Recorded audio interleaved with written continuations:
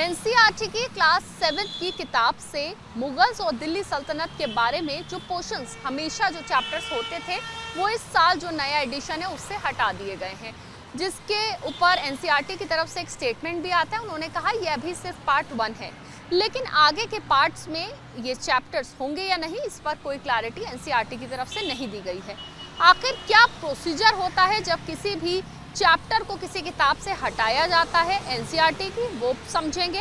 और आखिर इसके पीछे क्या वजह हो सकती है ये भी समझेंगे। हमारे साथ वेद प्रकाश जी मौजूद हैं जो कि एनसीईआरटी में फॉर्मर रह चुके हैं, एक्स सेक्रेटरी रह चुके हैं और अंडर सेक्रेटरी, और सबसे बड़ी बात यह है एज एन एजुकेशनलिस्ट उनकी क्या राय है इस पर वो जानते हैं। वेद सर, मुझे ये बताइए कि क्लास 7 की किताब से मुगल्स और दिल्ली सल्तनत जो सालों से चैप्टर्स पढ़ाए जा रहे थे एनसीईआरटी की किताबों में, उसको हटा दिया जाना, किस तरह से देखते हैं इस चीज़ को आप?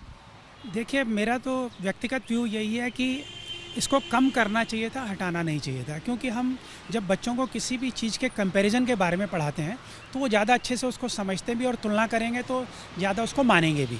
इसी प्रकार जो आपने प्रक्रिया के बारे में कहा, ये एनसीईआरटी कभी भी अपने आप से इसको नहीं हटा सकता।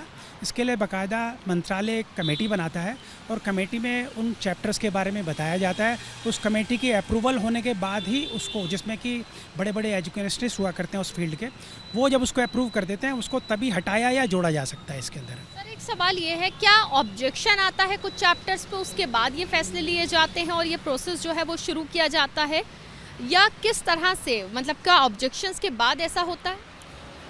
नहीं, ऑब्जेक्शन या आप कह सकते हैं कि न्यू एजुकेशन पॉलिसी या नेशनल करिकुलम फ्रेमवर्क जो बनाया उसमें जो निर्णय लिया होगा उसके अनुसार टेक्स्ट बुक्स को डेवलप किया जाता है और उसी के अंतर्गत इसको हटाया या जोड़ा जा सकता है। तो उस कमेटी ने इसको विचार किया होगा और उसके बाद इसको हटाने या कम करने का निर्णय लिया जाता है। सर, न्यू एजुकेशन पॉलिसी की आपने बात करी, उसी के तहत जो चीज़ें हैं वो एडिट की गई होंगी, नया एडिशन उसी के तहत आया है।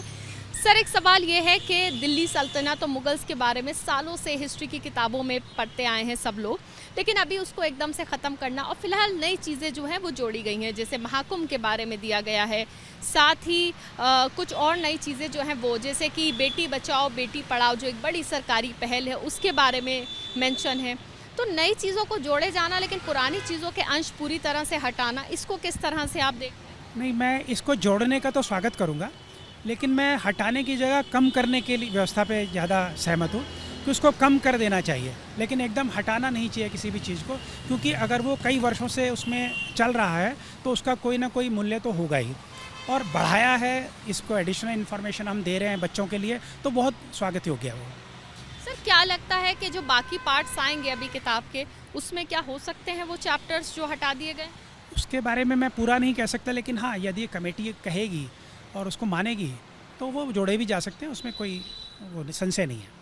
बहुत शुक्रिया बात करने के लिए। तो जो चैप्टर्स हटाए गए हैं उनको हटाना नहीं चाहिए, as an educationalist Ved Prakash ji का ये कहना है, लेकिन एक पूरा प्रोसीजर होता है, कमेटी होती है, वो तय करती है, उसके बाद ही किसी किताब में कोई अंश जोड़ा जाता है और हटाया जाता है। कैमरा पर्सन सुनील के साथ मधिया, ABP news, Delhi. For exclusive and insightful videos, subscribe to our new channel ABP Live Premium.